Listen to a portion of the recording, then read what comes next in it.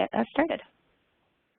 Thank you, Kayla, and thank you everyone for joining us today. I am really, really excited about this session.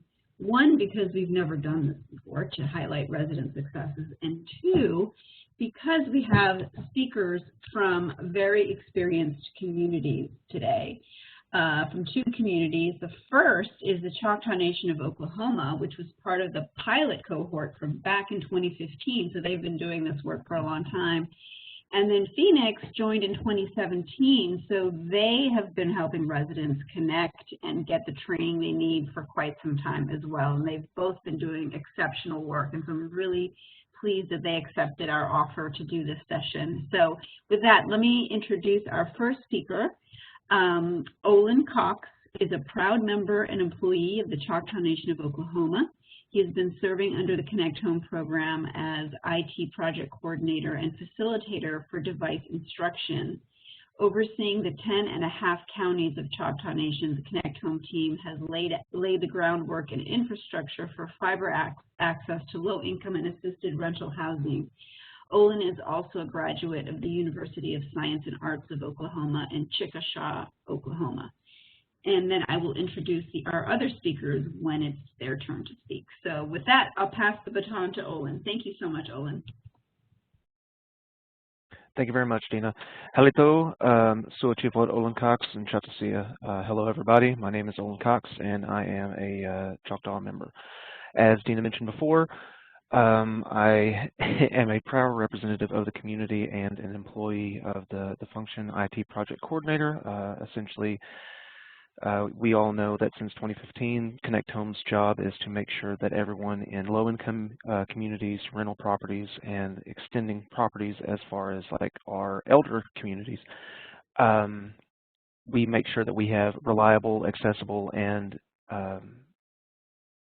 productive educational programs for our tenants.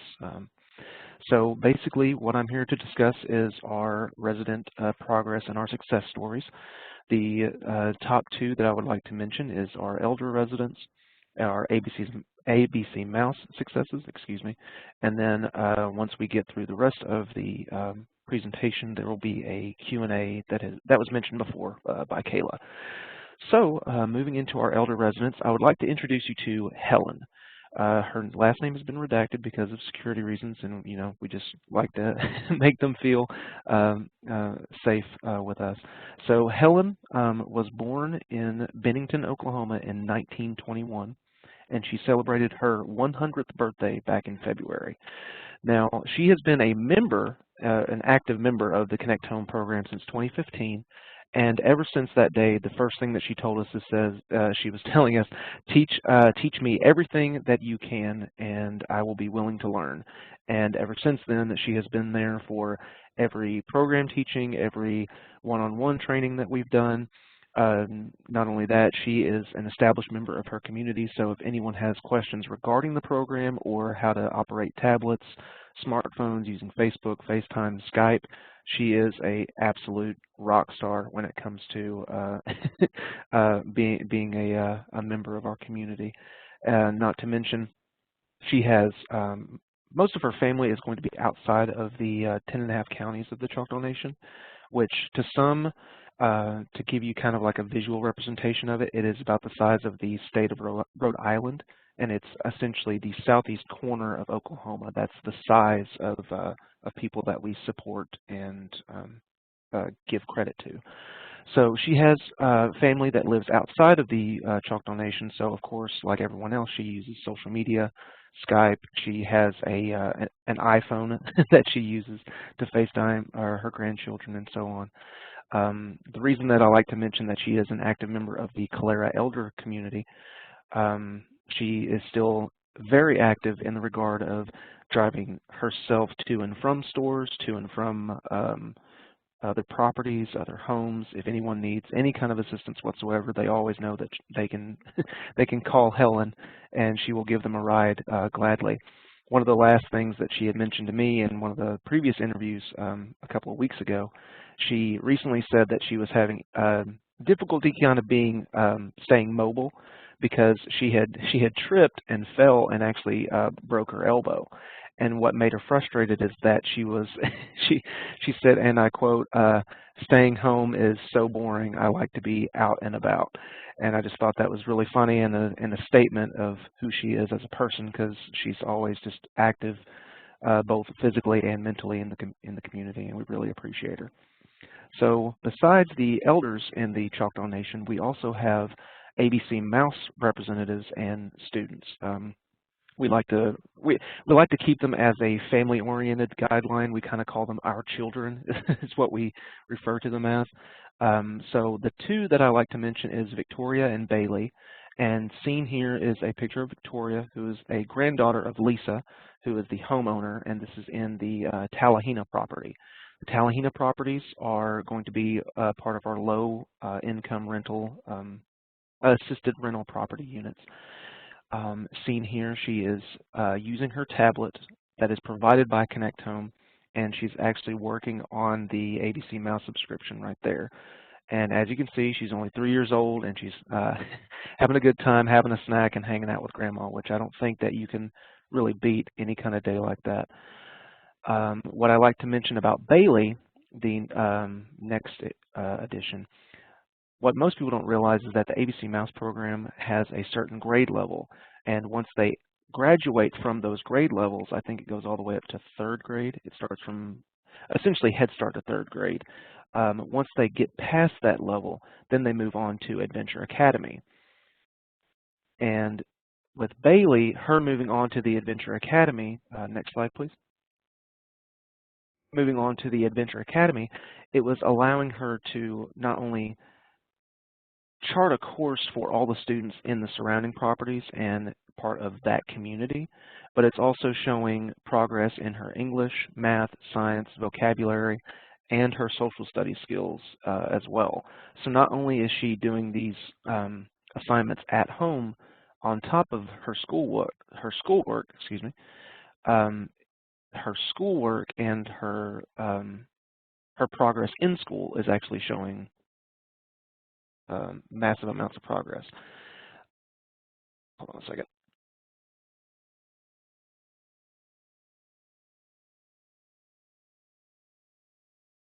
Hello? Hi, we can hear you.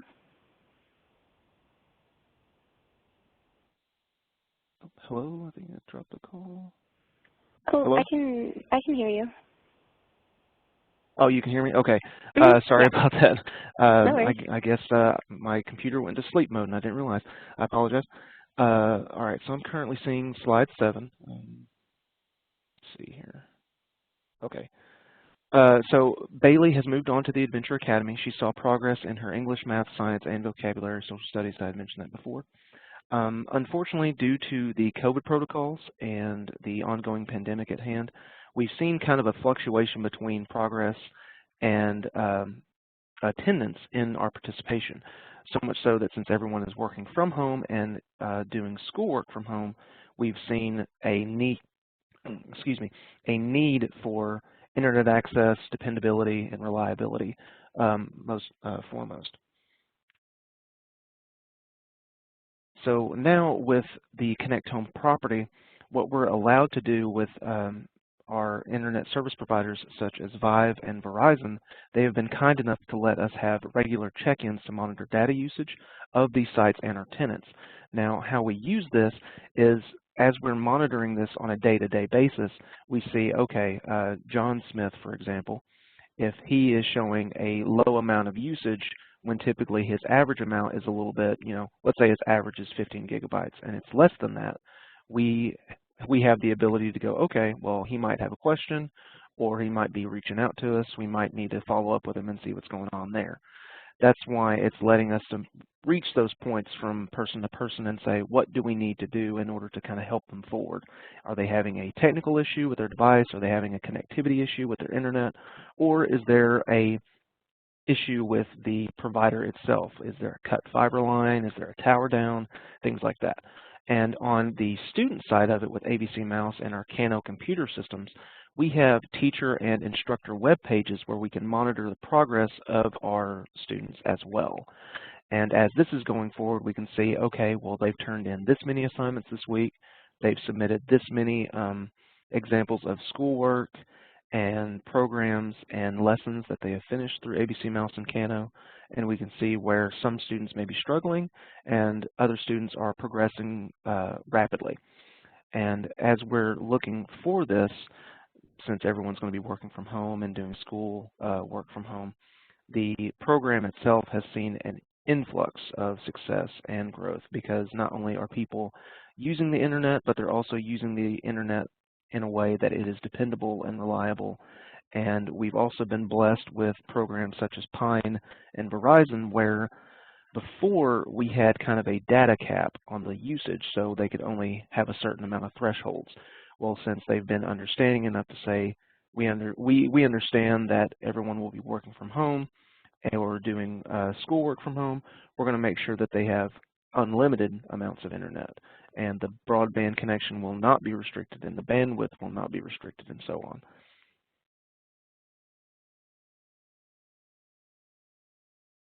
Next slide, please. Oh, yeah, thank you. And that's pretty much it that I wanted to turn it over. And if there's any questions involved, then I will be looking forward to them at the end. Thank you, Olin. That was great. I'm sure the folks on the line will have interesting questions for you. All right, let me now turn it over to the Phoenix team, and let me introduce the two speakers we have. First is Mindy Davis, who is the Choice Neighborhoods Housing Manager and has been the Connect Home team lead for the Phoenix Housing Department since 2017. Mindy has 28 years of experience serving the residents of Phoenix, Arizona. Also speaking is Courtney Anderson, who is the Community Outreach Coordinator and joined the Connect Home team in 2020. Courtney is fluent in Spanish and has over 12 years of experience working with underserved communities, doing community outreach and engagement. And with that, I will turn it over to the Phoenix team, and thank you so much for being with us today. Thank you, Dina. We're really happy to be here and share our experience with the group and talk about some of our resident successes. So thank you for the invitation. What did we learn in 2020? This quote really hit home to me. I really do think that computing is not about computers anymore. It is about living. And I think that was made even more evident in 2020. Right out of the gate, we knew that some of our families were going to struggle to find the means necessary to provide the device and the equipment and service to be able to successfully do at-home learning.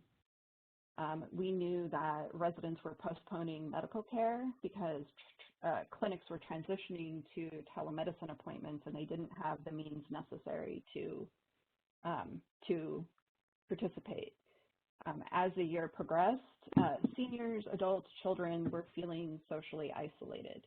So it was clear to our team that without devices, access, and the skills necessary to transition to a virtual environment, our residents were in greater danger of being left behind, even more so than in a normal environment. So the digital divide was greater than ever, and we knew that we needed to act quickly to find solutions. Thanks, Mindy. Just quick note, you sound fine on my end, but I am getting some notes from some participants that your volume is sort of low for them. I'm not sure if you're speaking with a mic or what, so if you maybe just move a little closer. Okay, I'll try to speak up. Hopefully that's better. Okay, thank you.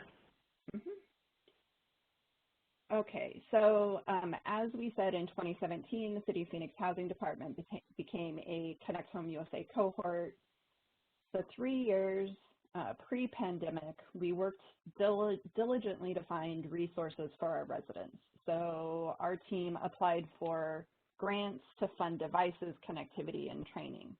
During those first 3 years, I was successful in obtaining one grant that provided a small number of tablets for one property in particular. The right side of the chart represents 2020, 2021. So how did we get there? Next slide, please.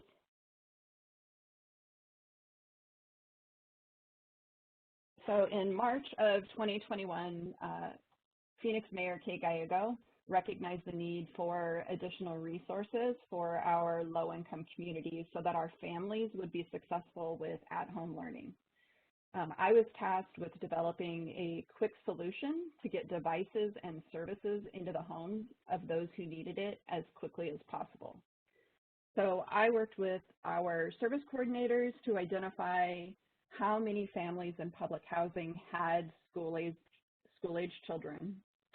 I had mentioned earlier that we received one small grant to fund some devices, and that was with through our partnership with T-Mobile. So I immediately called our T-Mobile sales rep and told them that I needed an out-of-the-box solution and I needed it yesterday.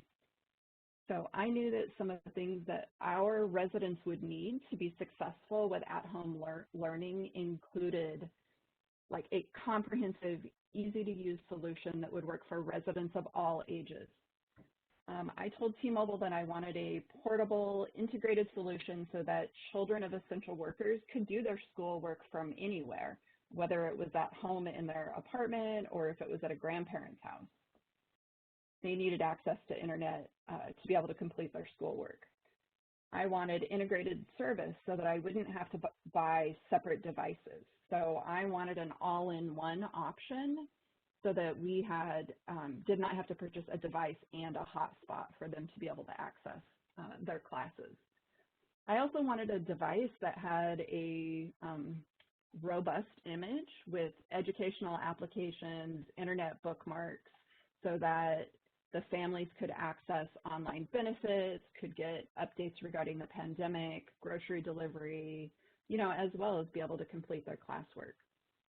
I also told T-Mobile that I wanted a way to efficiently track inventory.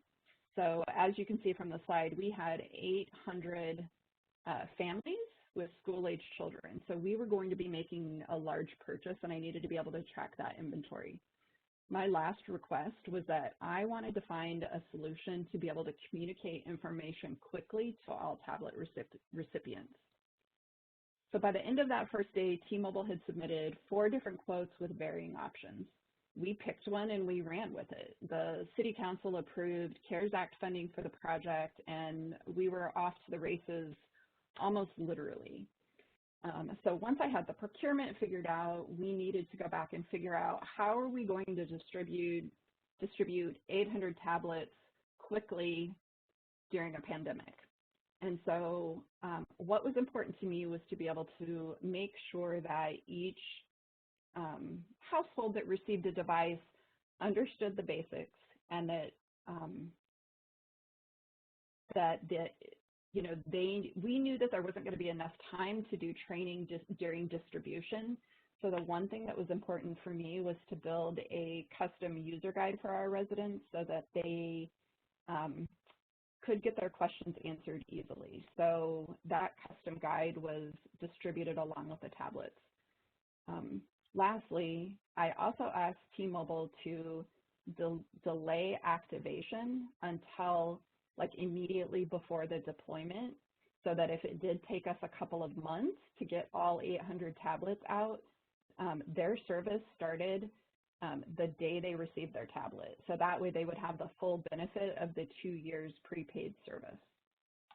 So we did everything that we could to set them up to be successful with at-home learning.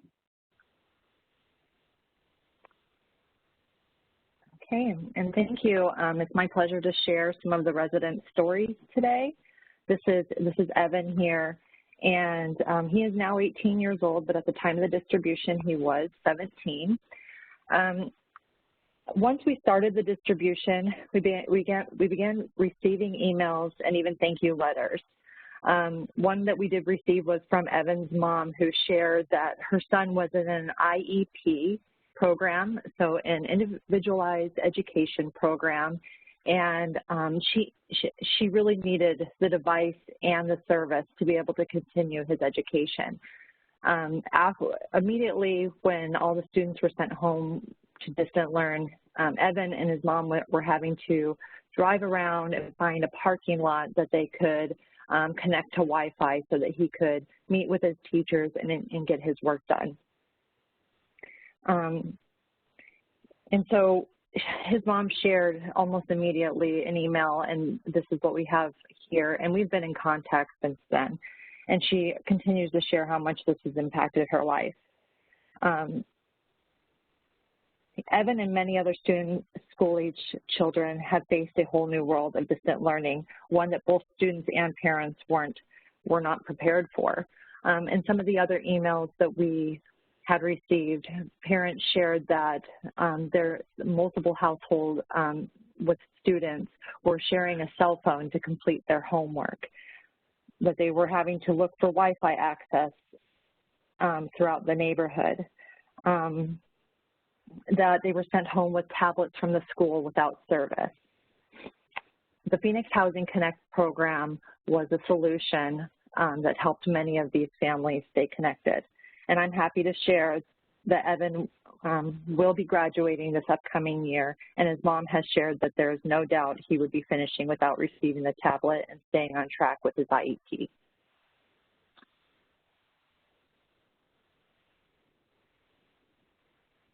Thanks, Courtney. So after we got the first 800 tablets out to our families with school-age children, it became more and more evident that our seniors were feeling socially isolated as the pandemic continued. So we were fortunate enough to receive additional CARES Act funding to replicate the process that we did with our families for our seniors, taking our total of distributed tablets up to 1,600. So again, we went out to bid. T-Mobile was the successful vendor that came in, and we tried to implement a few improvements in this process that would set our seniors up for success. So clearly we deployed a different image on the device with senior-friendly apps, bookmarks, and provided additional resources for the senior to be successful.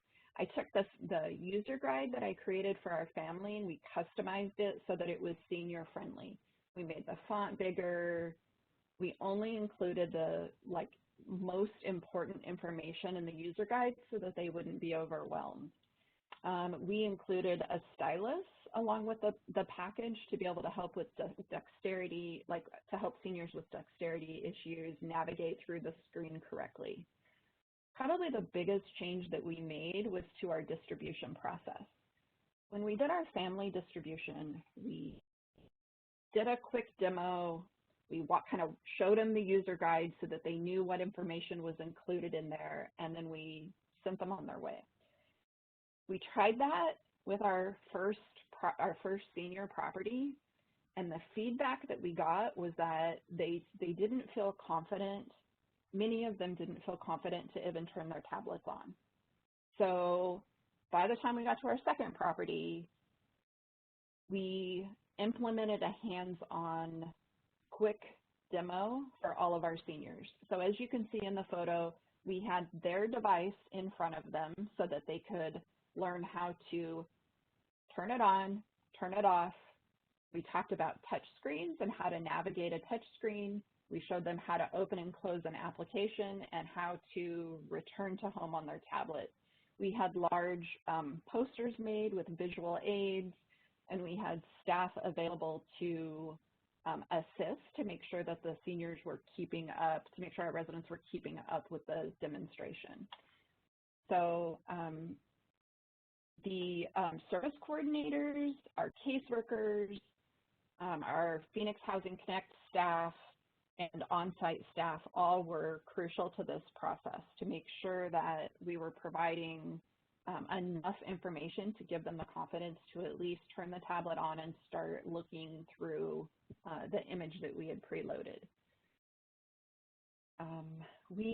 Additionally, one of the big changes is that we set up tables so that our seniors, once they were done with the demo and they had their device, if they needed help creating an email account, we had staff available to sit with them one-on-one and help create an email account. And, you know, we wrote their username and their passwords and their guides so it would all be together.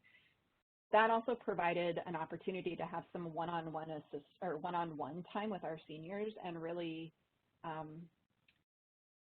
you know, talk about the different things that they could use their tablet for. So it was a good opportunity to like build a relationship and create some trust between our staff and the seniors. And one thing that we really emphasized with our team was like, don't underestimate our seniors' ability. Like, build their confidence, let them know that we are there to help them and that we're going to support them through their learning journey. Additionally, all of our service coordinators set up activities after the distribution on site where they could get additional training, they could learn about Zoom so that they could participate in ongoing activities. Next slide, please. Thank you. So when we did distribution, we surveyed all of the seniors, and our residents indicated that 68% of them did not have any access to in-home like tech assistance. So there was nobody in the home that could help them figure out how to utilize the tablet. So I knew that a large portion of our population was going to need individualized support. So one of the other things that we included with the senior tablets that we did not do for the families was that we partnered with one of T-Mobile's partners, AMI Strategies, to provide support desk help for our seniors. So we had a dedicated line into the call center so that they knew it was going to be our residents calling, they knew it was going to be a senior, and they provided all kinds of support, anything that the senior needed regarding the tablet, whether it was resetting a password on an email, creating a new email account, troubleshooting. So the software that we use to deploy the image on the tablet also has a remote view feature. So if a senior got stuck and couldn't figure out how to get out of a screen or was having some kind of technical issue, the help desk, once the user grants permission, the help desk could remote in and see what the senior was seeing at the same time. So we did find that to be pretty helpful. And one of the requirements that I had with this contract was that they would spend as much time necessary with our residents. So it wasn't like a typical call center where they had like a 3-minute quota to get off the phone. I wanted to provide a positive experience and one in which our residents felt comfortable asking for assistance. And then lastly, we decided to follow up with custom digital literacy curriculum and training for our residents. So we are in the process now of working with a vendor to deploy that training. I thought that this was an interesting comparison. So pre-distribution, the majority of our residents really thought that they were going to be using the tablet for entertainment. And as you can see, the percentages for everything else was pretty small. So I think they had a kind of a narrow idea of what was possible with the tablet. When we surveyed our residents, our seniors in particular, several months after they had the device, we learned that they are using the tablets for medical appointments. They're doing online banking. They're paying their bills online. They're doing online shopping when they didn't want to go to the grocery store. And they're using it for communication with friends and family to help reduce isolation. So I think that with all of the support that the on-site staff have been giving our residents, they really feel confident and they're gaining skills to do more and more with their tablets.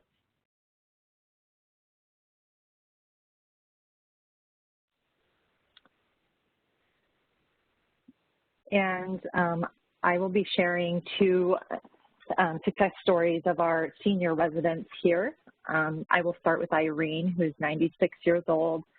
As Mindy mentioned, we did do a pre-distribution survey, And not only did that tell us about what they wanted to do and who they had in home, but also let us know a little bit about what their needs were for the distribution. So with Irene being 96 years old and having some mobility issue, we set her up with a pre-schedule the day before our actual distribution day so that we could spend a little bit more time with her. Irene came down and said that she had never opened a computer, seen a computer, or have a smartphone. So we knew that she was going to need some additional one-on-one training. We asked Irene what she wanted to be able to do with the tablet, and she actually had no idea what she could do with it. So we started by creating an email, as we did for all of the residents, all the senior residents that didn't already have one. And if Mindy did mention or not, we did set them up with Google accounts so that they would be able to get into their Play Store to download applications. Irene, the most important thing to her after she realized some of the things she might be able to do was to be able to see one of her sermons that she wanted to watch. And so after Katie, who was working with her, she was one of our interns at the time, she was able to show Irene how to get to Google and how to exit also, which is important, the little circle at the bottom. All the residents know how to touch if you're ever on a screen you don't want to be in, you just hit the circle at the bottom. But Irene was able to learn how to get onto Google and then push the microphone so that she, instead of having to type in the name of who she wanted to look at or to hear, she would be able to say the name and it would pop up. And every time she would do it, and she showed me how she would do it, her face would light up when it would work. And so it's just kind of, reassuring them in practice, and they continue to do better and better. I've since meeting with Irene the first time to get her tablet, I've had the pleasure of working with her 2 other times. The second time I went to her housing site, we worked on Zoom. She wasn't sure that she'd ever use Zoom, but it was something that we were teaching anyone that wanted to learn so that if they wanted to continue training, that might be, the avenue that we used for a training site. So we showed her how to log on, and we did a practice call. When she saw her face on the video, it brought a smile to my face too, because she was practicing how to use a platform that she probably never thought she could, and we discussed potentially the ways that she'd be able to use Zoom, whether that be to visit with her doctor, to participate in a Bible study, or to view a church service, or to visit with friends. And since the first time we worked with Zoom, I've followed up multiple times with just practice. When we've been working with our seniors, we have been making it easy, printing out the password and the code to get in so that they were easily able to press it into the tablet and get in. Not necessarily avoiding the email, but just making it easy for them to see this is the meeting code and this is the password, this is how I enter in. And when they're able to do it, it builds their confidence, which I love.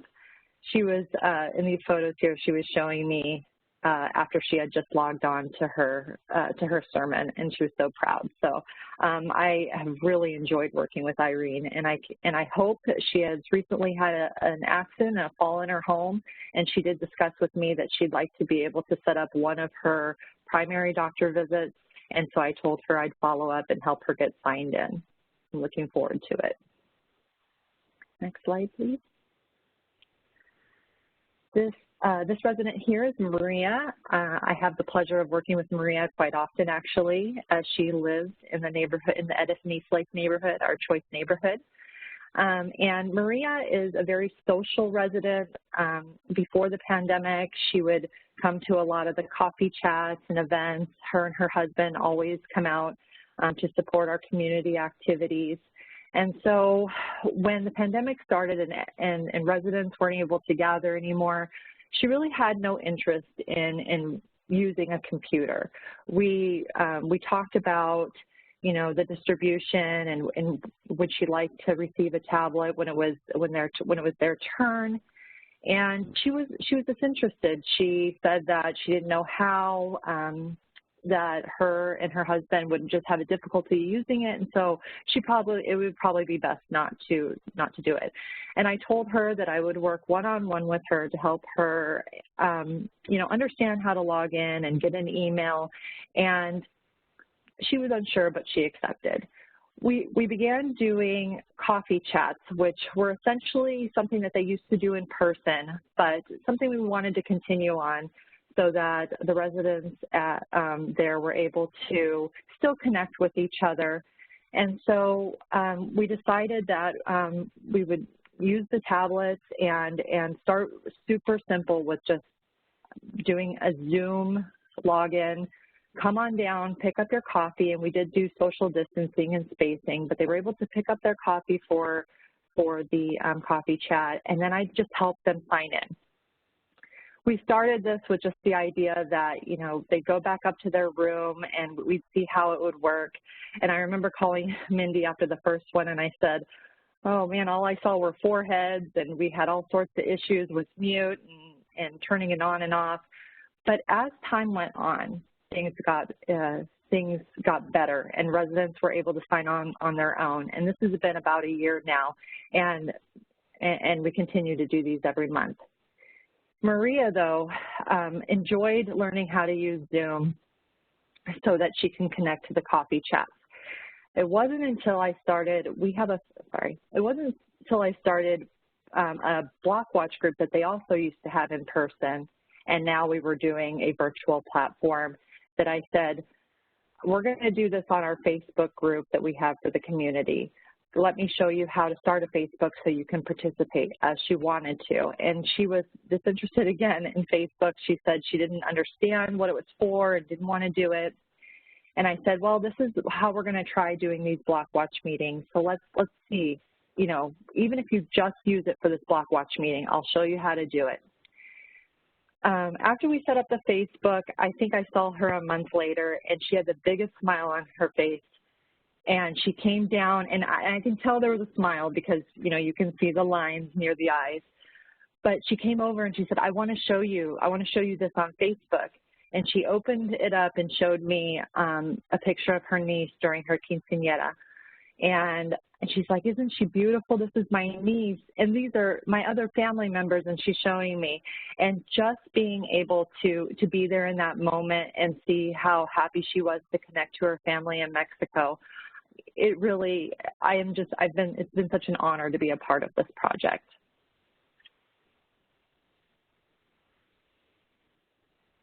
Next slide, please. And next, we would like to share a video. This is one of our residents, Brenda. She is a member of the RLC and a veteran, and she uses her tablet for connecting to her VA services, attending virtual exercise classes, and for many of the meetings here in our community, the Choice Neighborhoods community. So go ahead and start the video whenever you'd like to get started.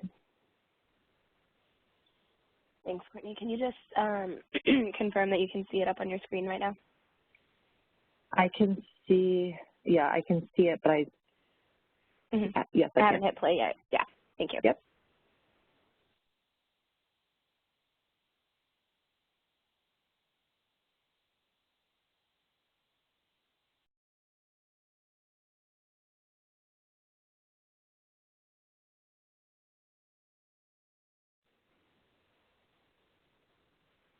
There isn't sound, though.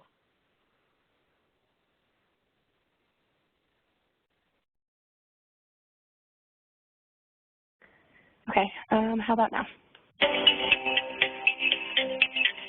Yes, we can hear. Okay, I'll restart it.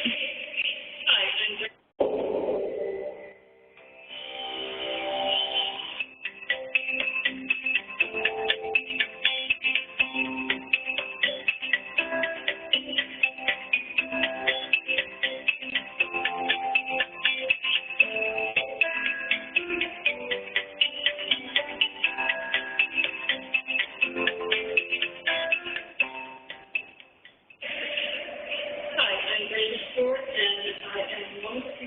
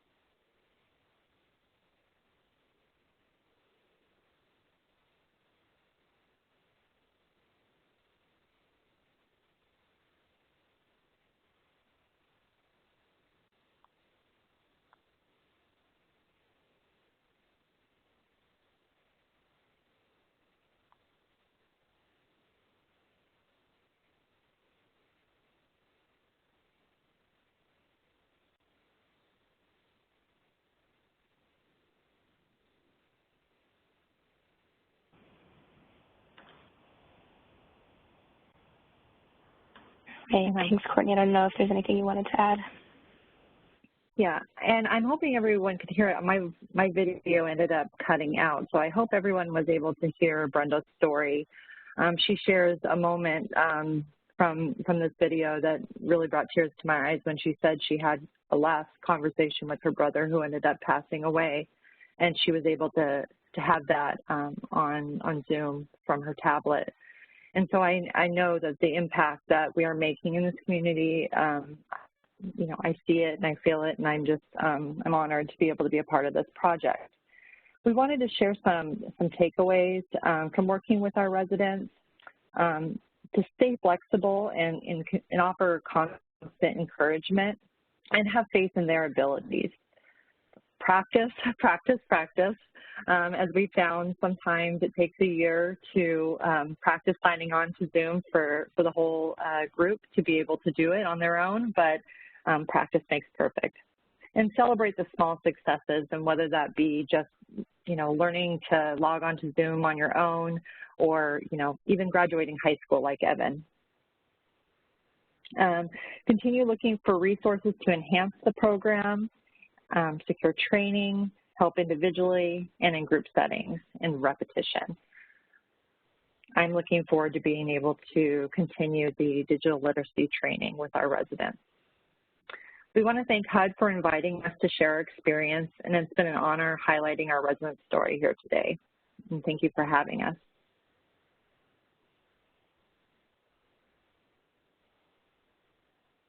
Thank you all for coming today, both Choctaw Nation and Phoenix. Those were both really great. And Courtney, just so you know, I'm getting a lot of responses in the chat that folks were able to hear the video, so that's great. Wonderful. Thank you. Yeah. We have about 10 minutes left, and I had a few questions come in, so I'll get started with those. But just a reminder to all the attendees that if you have a question, you can either type it in the chat box, and I'll read it out loud, or you can use the raise hand function, and I will unmute your line. Okay, so first question is for Olin with Phoenix. So how did you initially engage with Helen? I think that was the first resident that you talked about. Did she come to you? How did that process work? So when the Choctaw Nation signed on as a pilot program back in 2015, the initial thing that we did was go out to our communities and kind of do a poll/survey of who would be interested in having the internet and what things would you like to learn from the program. So that helped establish not only our internet infrastructure, but it also set the groundwork for our educational side of things. Well, when Helen was first introduced to us back then, this was, you know, part of the cholera, and as soon as we came up with the program, we were like, oh yeah, we're going to give you internet, we're going to offer you classes. What does this sound like to you? And she says, absolutely, sign me right up. And that's pretty much how we go as a door-to-door program, because there's 3 people in our department and we're having to do a lot of driving, so to speak. But when we were over there that day, she was extremely excited at the opportunity to kind of be a mentor, a student, and a recipient of the program. Okay, great, thank you. So the next question is for Phoenix. Can you talk about your process of working with and acquiring the IT call center support? Sure. So it was one of the things that that we included when we did the request for bids. So I wasn't sure if any of our mobile providers would be able to provide anything like that, but I felt that it was necessary. So I pushed them to look for creative solutions, and T-Mobile had worked with AMI Strategies before. They also did the imaging and kitting of the family devices. So, you know, we had some preliminary conversations with them. I told them how important I wanted the experience to be for the seniors. And, you know, they really appreciated what we were doing. They were happy to be part of our solution, and They've been really amazing to work with, and I've had very positive feedback from the seniors that have used the call, that have called the help desk. And yeah, so it's been really, really good. We just included it in our request for bids, and then kind of did a pass-through payment through T-Mobile in order to be able to pay for them.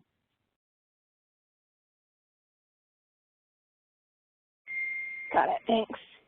Next is back to Choctaw Nation, and a similar type question. Can you speak to the data sharing sort of agreement that you have with Verizon, et cetera, that allows you to see, kind of usage amongst your residents? How did that come about? Well, currently I understand that we have a Verizon portal that we operate in and out of. Fred might be able to tag team this answer with me, but what we do essentially is that Verizon, I want to say about 2 or 3 years ago, they established this with us because not only do we support our tenants, but we also have an employee program. For a discounted rate, they can actually have the Verizon internet service as well. Sure, they'll be paying, their own monthly charges, but we can also see their data usage as well, and that was part of the agreement with Verizon, that not only are we helping our employees and our tenants, but we can also view the usage, see who's eligible for an upgrade, who needs to have a device replaced, and who may or may not be having internet issues as well. Okay, great. Fred, I don't know if you had anything to add. Yeah, I'll add a little something. Fred Logan with Choctaw Housing, Connect Home Manager.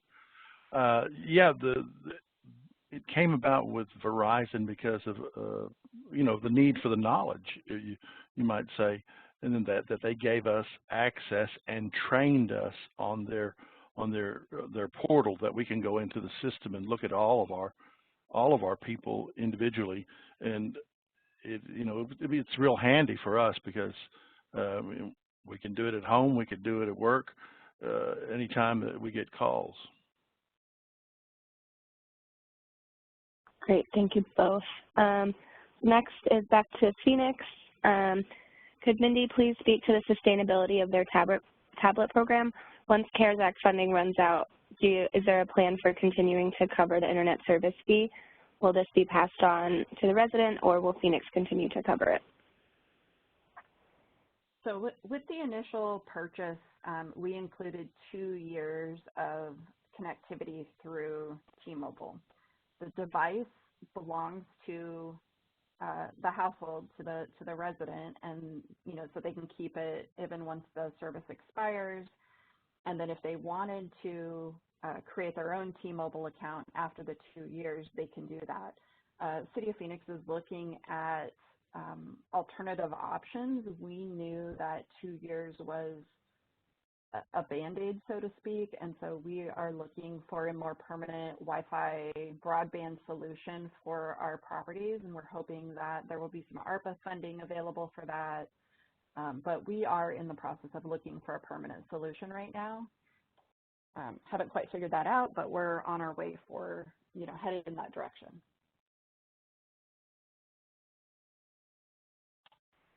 Okay, great, thanks. And I think this next question, and it's the last one that I have in my queue at the moment. So last call for questions, and this is for both. So how do you create trust with the older adults so that they are willing to try out using new digital devices, which can often be scary?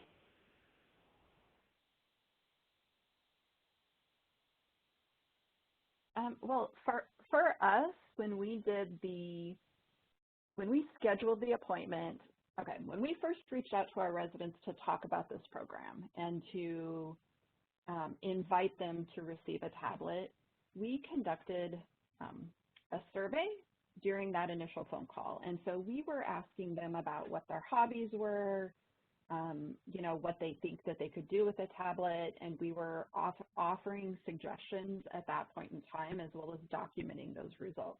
So we started with a very open conversation to schedule an appointment. And for to follow up on that, then all of our on-site staff, so our service coordinators, were still having opportunities to interact with the clients individually, and so on-site staff were reinforcing. Something else that we have included with our digital literacy training is I wanted to include some social isolation activities, so some fun things like online bingo, cooking classes, exercise classes. So one of the things that we have been talking to our residents about is that if they have a basic knowledge of how to use the tablet and how to get on Zoom meetings, that they will be able to continue participating in those activities that we would have done in person virtually. So, you know, a lot of it is like consistency, repetition, like Courtney said, and just, you know, building trust and trying to, by communicating with them individually and talking to them and finding out what their interests are, and just reassuring them that we will be there, you know, every step of the way for them.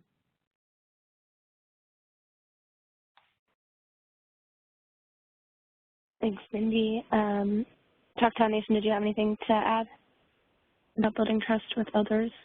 I think the most important thing is kind of like it was said before, is kind of reaching them at a level that is familiar to them, speaking their language. Getting interested in what their hobbies are, how they spend their time. Do they use Netflix? Do they know about YouTube?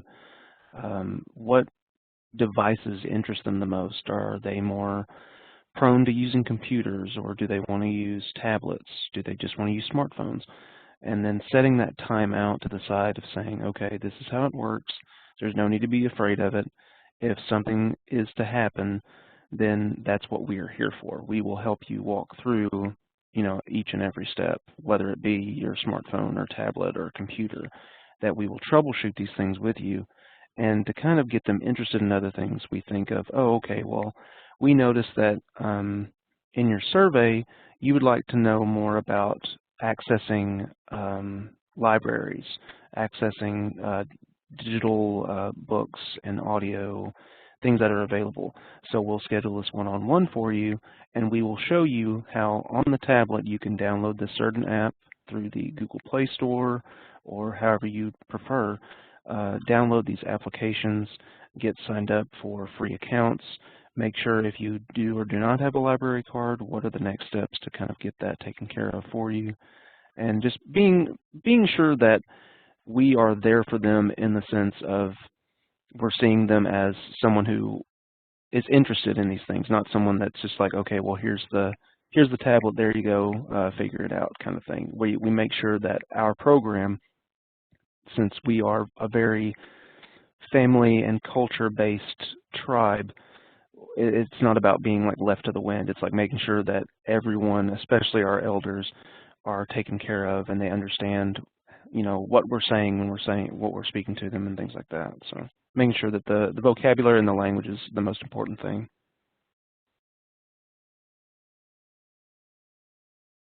All right, that wraps us up perfectly. We're right at 3 o'clock Eastern. So Dina, I will pass it to you for some closeout remarks.